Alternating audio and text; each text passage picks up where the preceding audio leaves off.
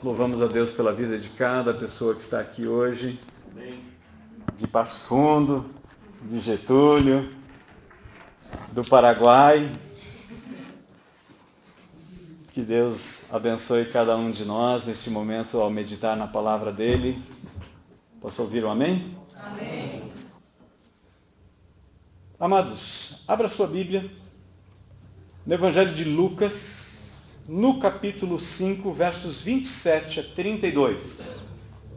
Eu tinha uma outra palavra para trazer para a igreja hoje.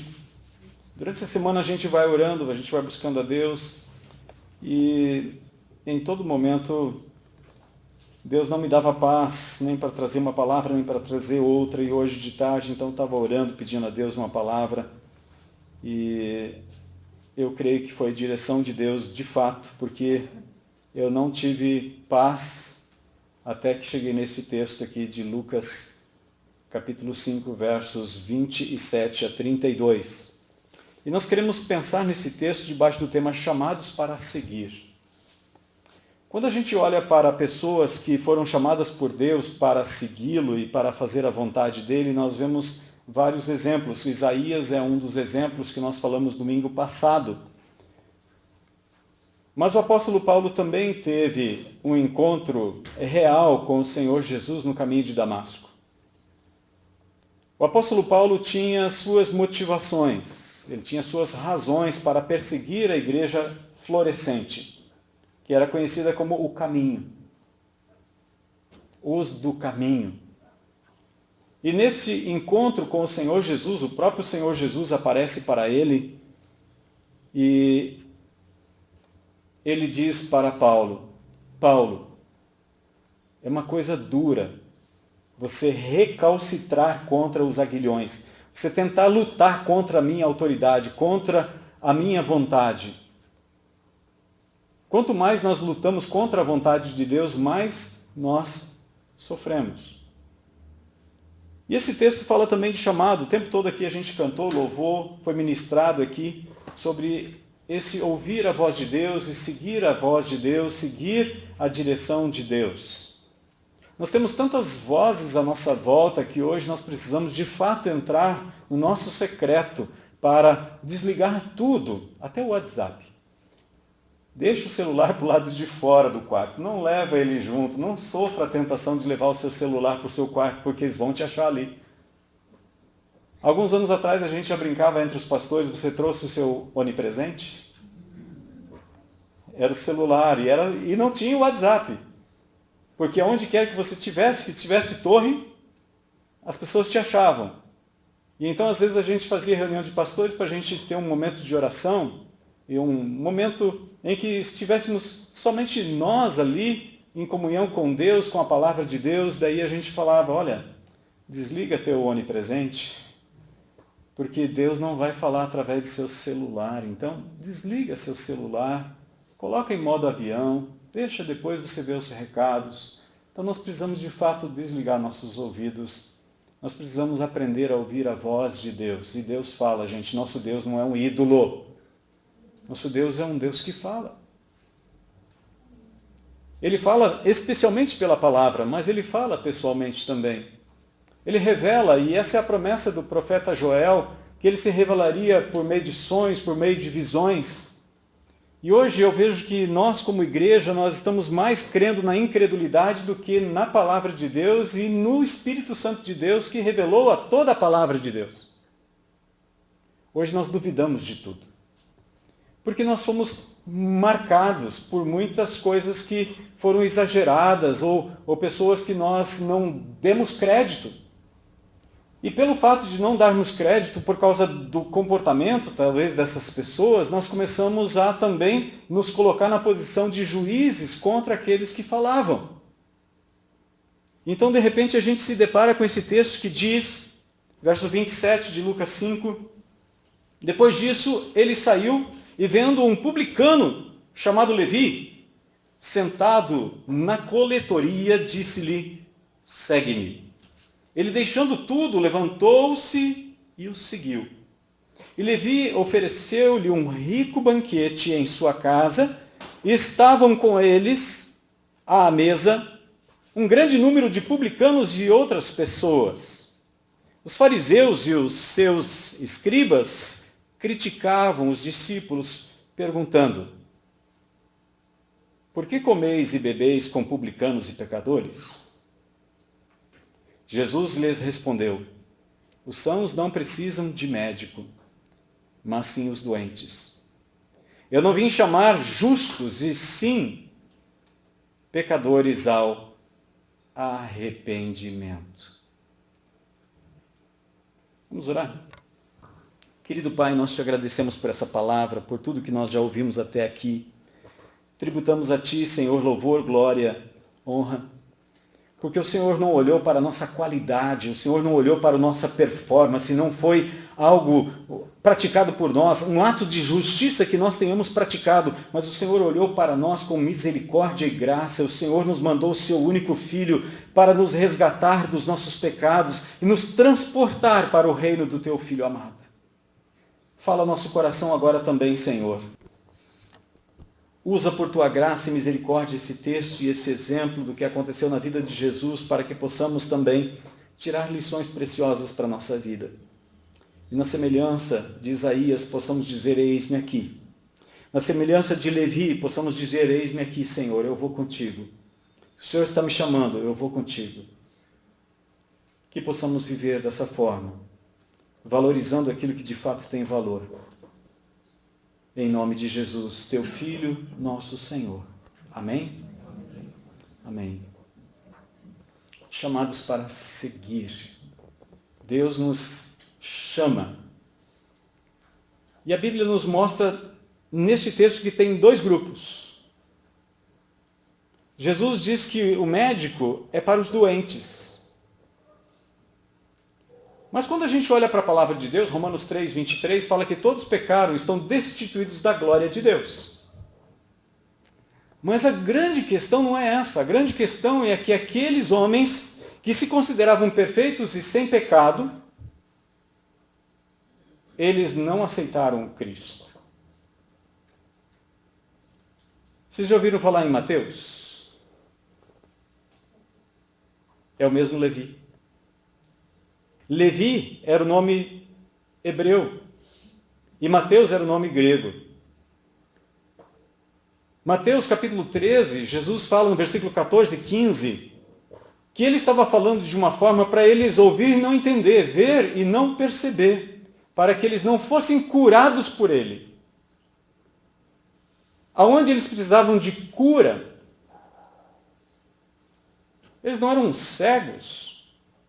Em João no capítulo 9, Jesus cura um cego de nascença. E no final do capítulo 9, então, alguns desses que estavam talvez até aqui na casa de Levi ou Mateus, dizendo essas coisas nos ofendes. Aí Jesus diz assim: porque vocês dizem que veem, vocês permanecem cegos. Eu vim para que os cegos vejam e os que veem se tornem cegos. Porque nós não podemos nos aproximar de Deus pelos nossos próprios arrazoamentos, nossos próprios raciocínios. A graça de Deus se mostra poderosa para quebrar todo e qualquer raciocínio humano, toda e qualquer lógica humana.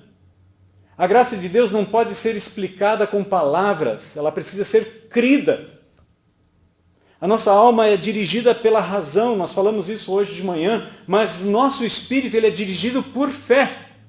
Segundo Coríntios capítulo 5, versículo 7, quando Paulo está falando no capítulo 4, versículo 16 a 18, sobre a sua carne, ele diz: a minha carne está se corrompendo, está envelhecendo, está adoecendo, mas o novo homem, gerado por Cristo, no meu interior, no capítulo 3, que ele fala sobre isso, se renova de dia em dia. Por isso agora nós não atentamos para aquilo que nós vemos, mas para aquilo que nós não vemos, porque aquilo que nós vemos é temporário, aquilo que nós não vemos ele é eterno. No capítulo 5, verso 7, então ele diz: nós não nos dirigimos por vista, mas vivemos e nos dirigimos por fé.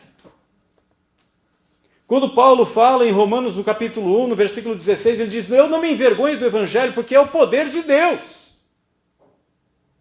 E no capítulo 17, então, ele diz que é de fé em fé, porque o justo viverá pela fé. E no capítulo 3 ele fala que não há nenhum justo, nenhum sequer. E Jesus diz que o médico é para os doentes. Ele veio para todos, mas nem todos quiseram ele. Muitos se acharam justos aos seus próprios olhos. E Paulo fala, o texto que nós ouvimos agora há pouco, que é de Filipenses no capítulo 3, não tendo justiça própria. Não é por algo que nós fizemos, mas por algo que Cristo fez por nós. É por isso que nós somos salvos. Pela graça vocês são salvos, mediante a fé. Isso não vem de vós, é dom de Deus. Não é o resultado de nossas ações, para que ninguém se glorie. Ninguém vai chegar diante de Deus e dizer assim, olha, eu estou aqui porque eu fui fiel dizimista. Ou eu era membro de tal igreja. Eu fiz isso, fiz aquilo. Por isso eu tenho o direito agora de entrar no seu céu. Não. Nós somos salvos pela graça, maravilhosa graça de Deus. E quando nós perdemos isso de perspectiva, quando nós nos apropriamos daquilo que nós mesmos construímos, quando nós amamos mais a doação do que o doador, como nós amamos mais as bênçãos do que o abençoador, nós começamos a nos sentir grandes. E às vezes até olhamos para Deus e dizemos assim, por que eu preciso do Senhor? Eu tenho tudo. Aqueles homens, eles se achavam grandes, eles se achavam perfeitos. Aliás, os publicanos eram considerados por eles como a ralé, aqueles que a gente não dá um tostão furado. Tostão é o dinheiro antigo que a gente usava lá na década de 40, 50. Eu não tinha nascido ainda, mas eu lembro, porque a gente ouve esse ditado há muito tempo. É R$1 furado.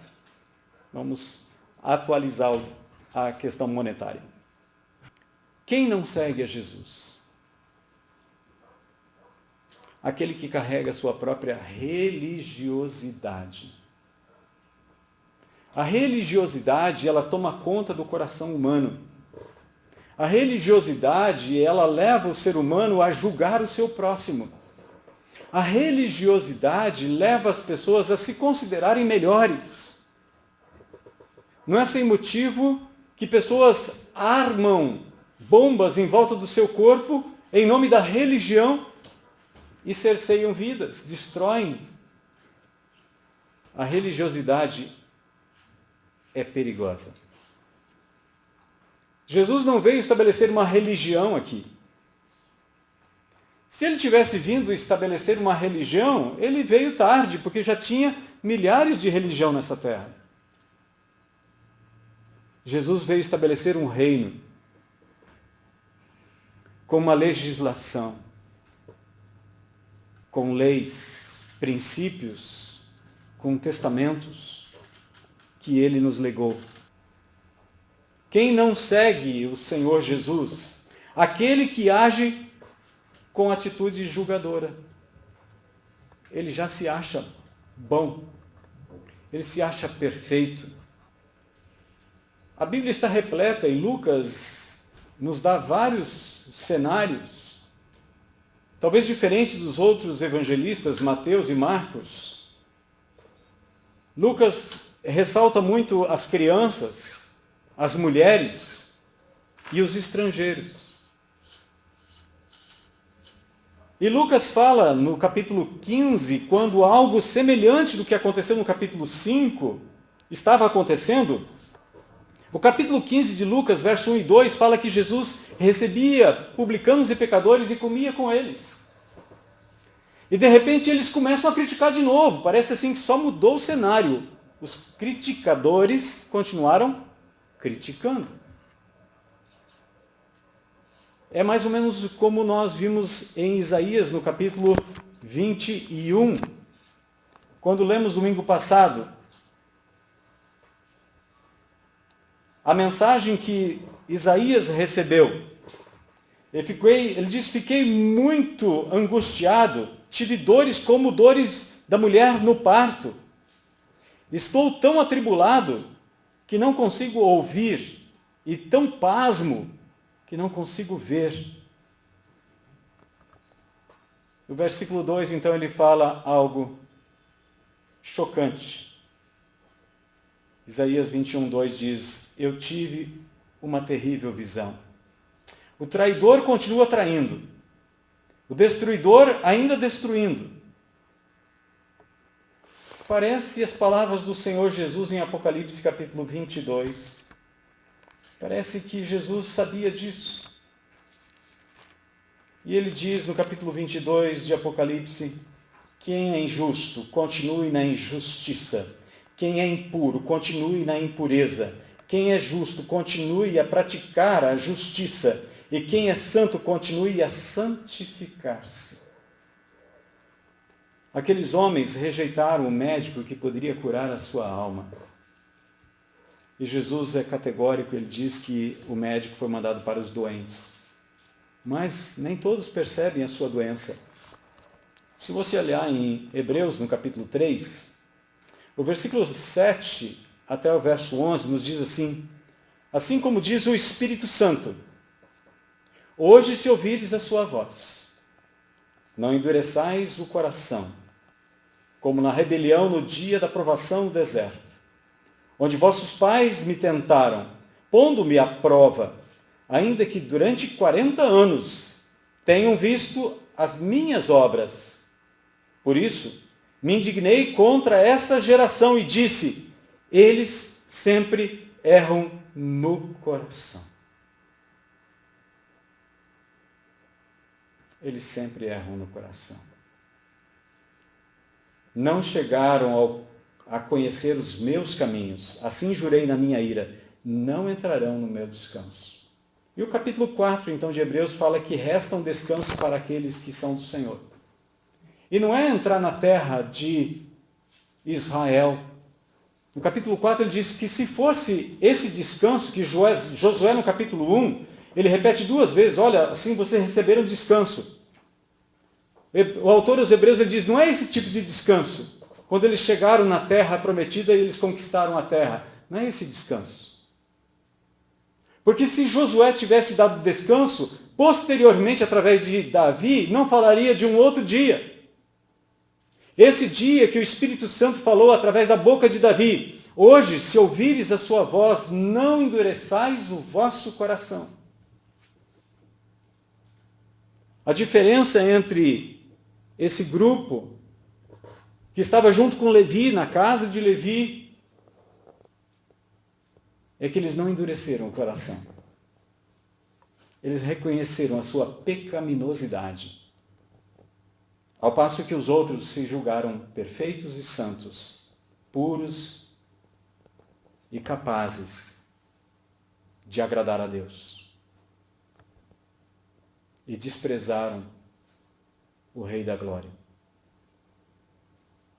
Eles estavam face a face com Jesus. Se alguém pudesse andar face a face e ver face a face Deus, esses dias foram os dias que Jesus andou na terra. Não é sem motivo que 8 dias depois, quando Jesus apresenta-se diante dos discípulos, ele se coloca lá no meio, Tomé se prostra diante dele e diz: Senhor meu e Deus meu. Eles estavam vendo Deus face a face e nem assim creram. Quando o nosso coração ele é endurecido, ato seguinte, Deus endurece o nosso coração. Um exemplo clássico disso é o faraó no Egito. Nas 5 primeiras vezes, ele endureceu o coração. Nas outras 5 pragas seguintes, Deus endureceu o coração dele. Às vezes a gente lê a Bíblia e passa batido, passa por cima, a gente não percebe as nuances das palavras e a profundidade disso. Quem não segue a Jesus? Aquele que espalha contendas. Porque Jesus veio para trazer unidade, nos unir com o Pai, unir-nos uns com os outros. A partir do momento em que eles começaram a contender com os discípulos e espalhar maledicência a respeito daqueles com os quais Jesus estava se reunindo, Jesus diz através de Levi, depois que é Mateus, capítulo 12, ele diz que a boca fala do que está cheio, o coração. Hebreus capítulo 3 diz que esses sempre erram no coração. Nós precisamos olhar para o nosso coração. Como é que é o nosso coração? Provérbios capítulo 4, versículo 23, Salomão diz, olha, entre todas as coisas que você deve cuidar, cuida do seu coração. Cuida do seu coração. Aliás, Jesus diz que é do coração que procedem adultérios, assassinatos e tantas outras coisas. Não é o alimento impuro que nós comemos, considerado pelos judeus e pelas leis deles, que consideravam esses homens aqui pecadores, publicanos, gente que era considerada por eles como ralé.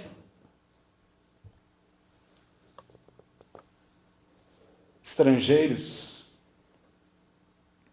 Aliás, Pedro mal entra na casa de Cornélio, em Atos capítulo 10, e ele já vem se desculpando. Você sabe que a gente não pode entrar na casa de pecadores. Mas como o Espírito Santo me deu uma revelação tão poderosa, 3 vezes eu vi essa revelação, ele insistiu comigo, e ele disse, olha, está aí na porta 2 homens aí, vai com eles. Se ele não tivesse dito isso, eu não estaria aqui. Daí ele começa a contar sobre Jesus. Bom, já que eu estou aqui, o que aconteceu? E aí então Cornélio começa a contar a história de 4 dias anteriores, às 3 horas da tarde, quando ele estava orando, e de repente um anjo apareceu diante dele. E disse, olha, chama Simão, que está na casa de Simão, o curtidor. Ele vai te dizer o que você precisa ouvir. O anjo não podia ter evangelizado Cornélio logo de cara, assim, para poupar tempo. Ganharia 4 dias, gente. Maravilhoso. Ser evangelizado por um próprio anjo, como o Smith foi, de onde surgiu a igreja dos santos dos últimos dias, conhecido como Mormons. Ele foi evangelizado pelo anjo Moroni. O evangelho dele deve ser um evangelho muito mais poderoso do que o evangelho que nós pregamos.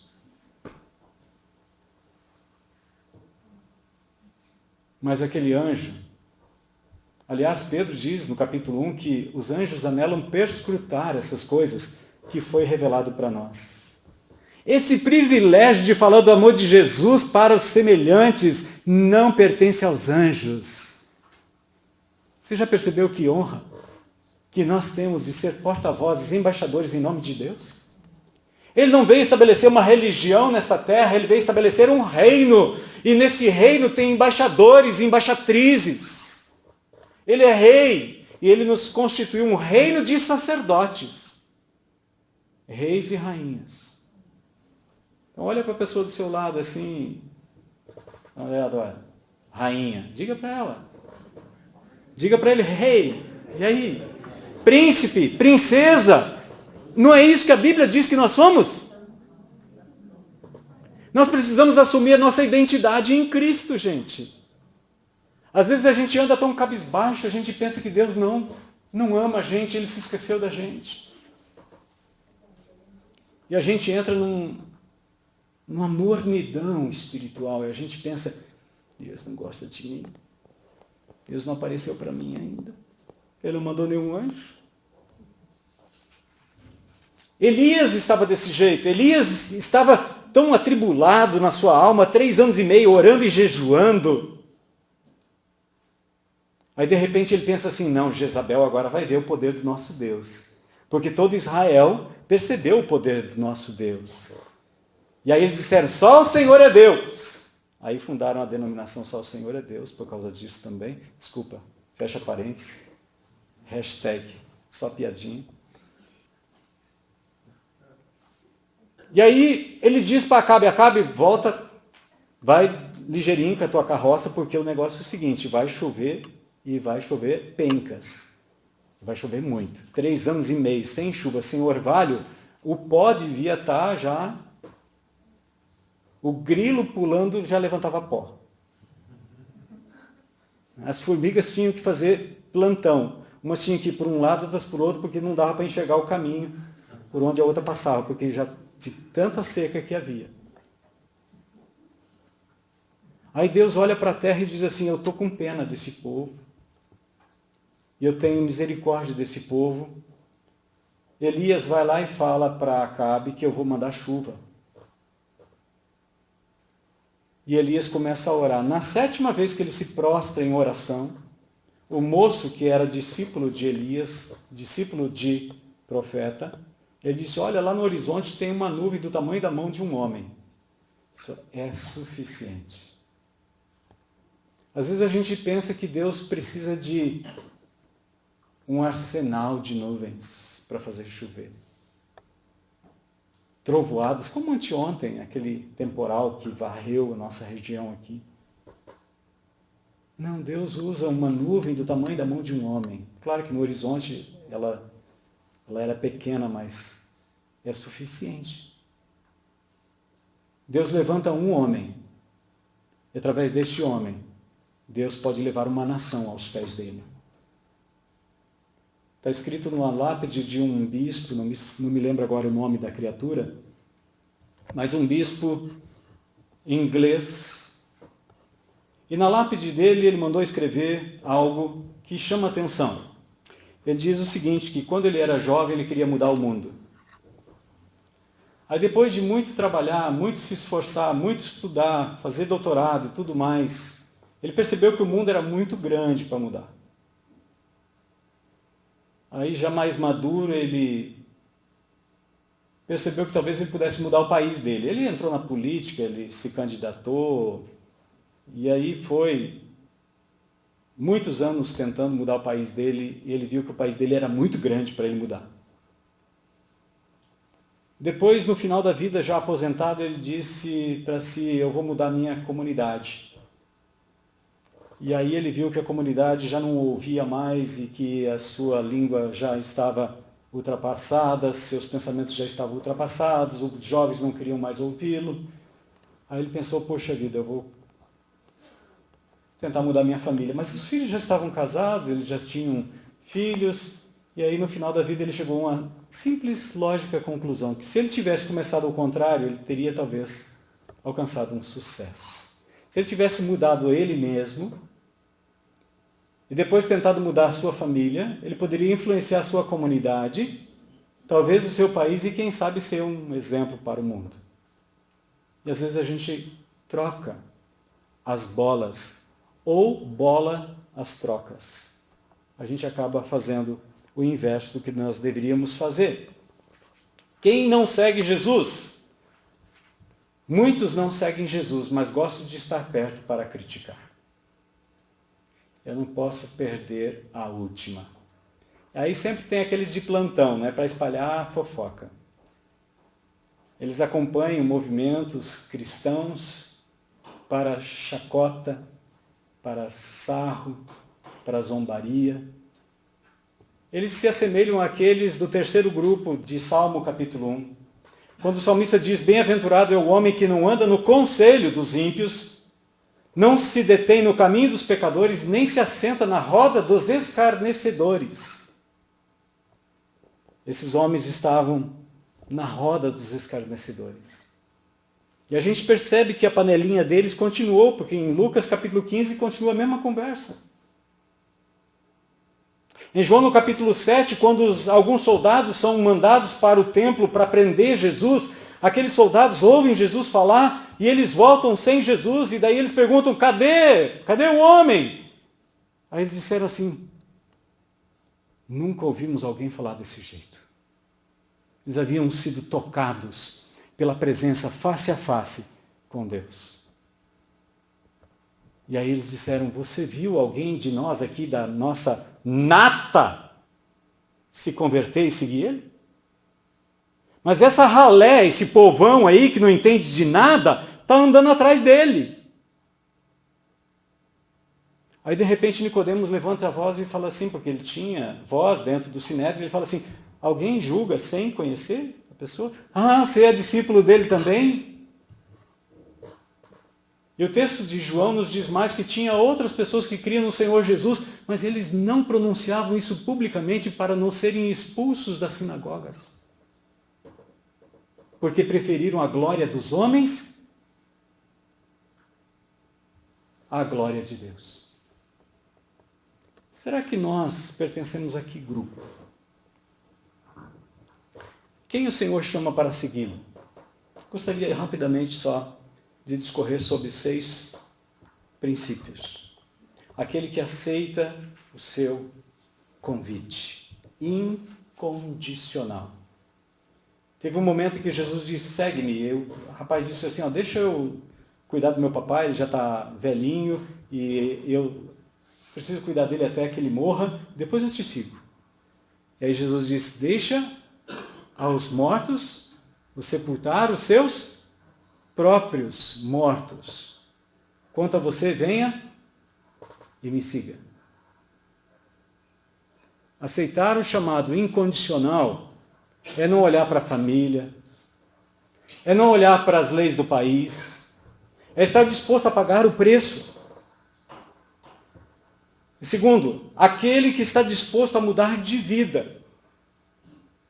Gente, o cara era funcionário público. Imagina você hoje com a estabilidade de ser um funcionário público, emprego garantido. E de repente vem um chamado de Jesus. Lucas nos diz que Levi, ou Mateus, deixou tudo. Deixou a segurança de um emprego público, deixou a segurança de um lugar onde ele podia angariar fundos, como Zaqueu, que Lucas fala no capítulo 19, que era um homem abastado, de tanto cobrar impostos. Terceiro lugar, quem o Senhor chama para segui-lo? Primeiro, aquele que aceita seu convite incondicional. Segundo, aquele que está disposto a mudar de vida. Terceiro, aquele que valoriza o Senhor mais do que a sua reputação pública. O que vão dizer de mim? Agora virou crente? Não, vou me reunir secretamente na igreja. Será que o pastor não faz estudo na nossa casa assim para ninguém perceber que a gente está indo na igreja?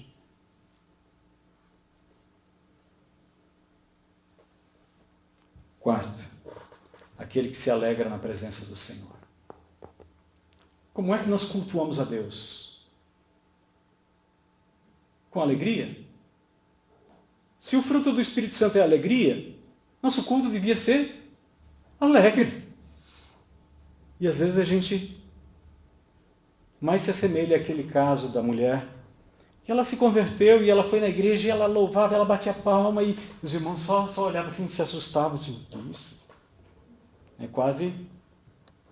Aí os irmãos falaram assim, irmã, quieta um pouquinho, sabe? Assim.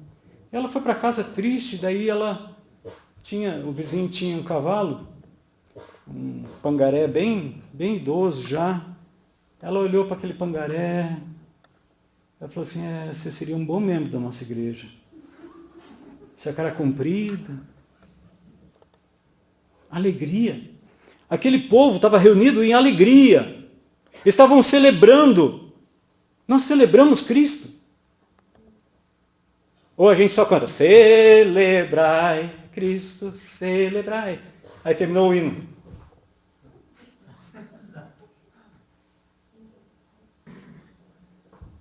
Nós temos que nos alegrar. Aí a gente sai daqui, vai na frente da televisão.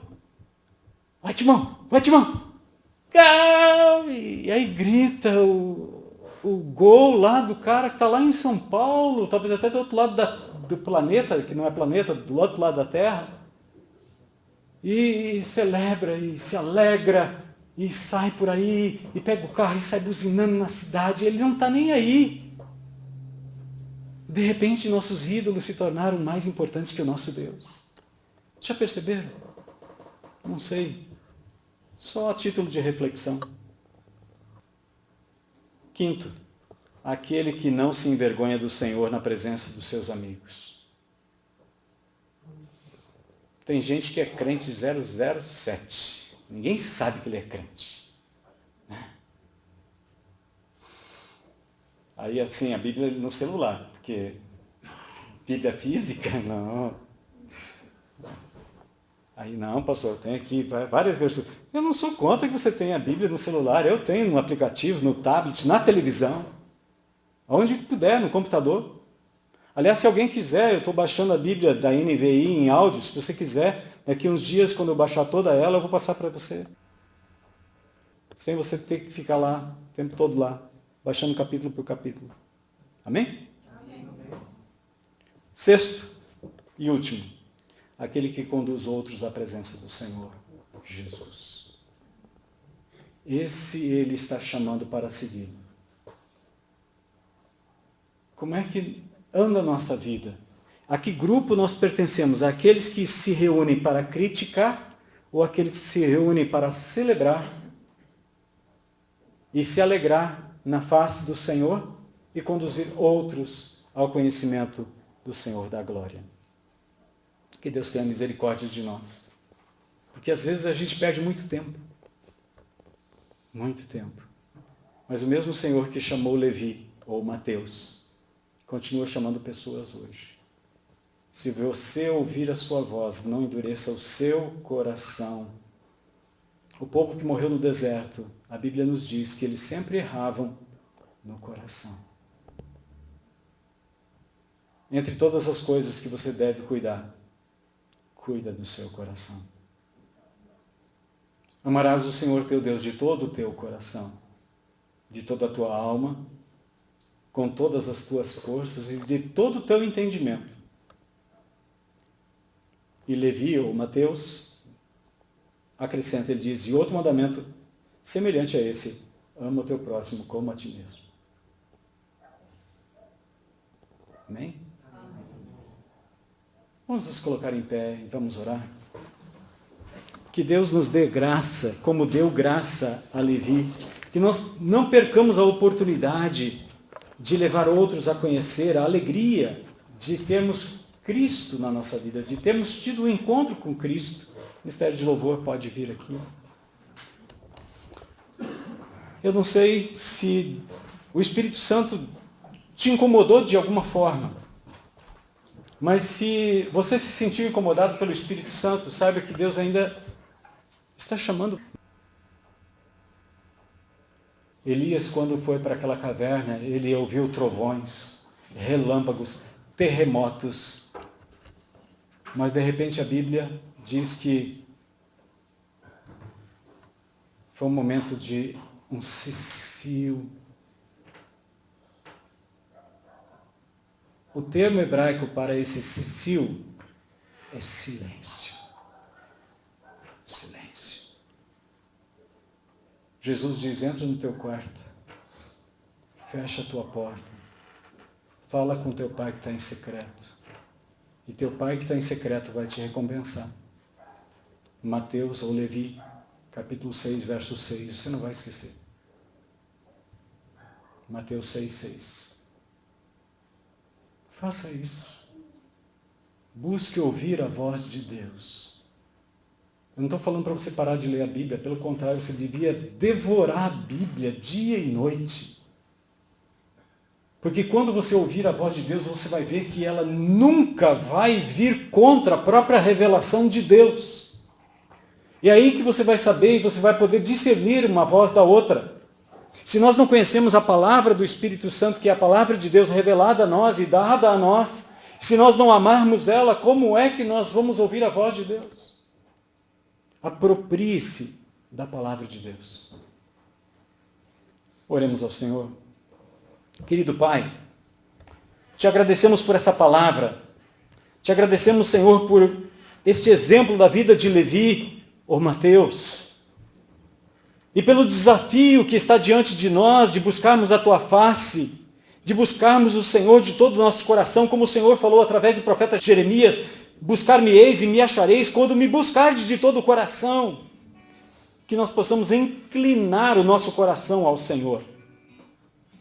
Que possamos colocar vigia à nossa boca, para que possamos anunciar e proclamar a Tua grandeza, para que possamos nos alegrar juntamente com as pessoas que nos cercam, com todos aqueles que já ouviram a sua voz e disseram, Senhor, eis-me aqui, usa-me, envia-me, usa a minha boca, que eu quero ser boca do Senhor, eu quero ser embaixador do Senhor, eu quero dizer aos homens que me cercam que o Senhor não levou em consideração o pecado outrora cometido, mas agora manda em todo lugar que todos se reconciliem com o Senhor. O Senhor é nosso Pai, por isso nós precisamos nos reconciliar. A reconciliação, ela acontece na família. Que essas pessoas se reconciliem contigo, Pai. Se unam conosco, tendo Jesus como nosso irmão e olhando para nós e caminhando conosco como família, família resgatada, família comprada por um alto preço, família redimida, família separada e santificada pelo sangue do Cordeiro derramado na cruz do Calvário, Cristo Jesus. Em nome dele, te louvo, te agradeço pela vida de cada irmão e cada irmã que nesta noite está aqui ouvindo a tua palavra, Senhor. Que ao sair daqui, eles sejam tocados pelo teu Santo Espírito com alegria de testemunhar, de contar, de anunciar, não tendo medo, não tendo vergonha, não olhando para a reputação daqueles que o cercam, mas anunciando com ousadia que o Senhor vive, que o Senhor reina, que o Senhor voltará, que nós vamos habitar com o Senhor. E que todos aqueles que ouvirem a voz do Senhor tenham o mesmo privilégio de se unir à igreja gloriosa que se encontrará com o Senhor naquele dia glorioso, para a glória do Senhor mesmo. Nós oramos em nome de Jesus, Pai. Amém.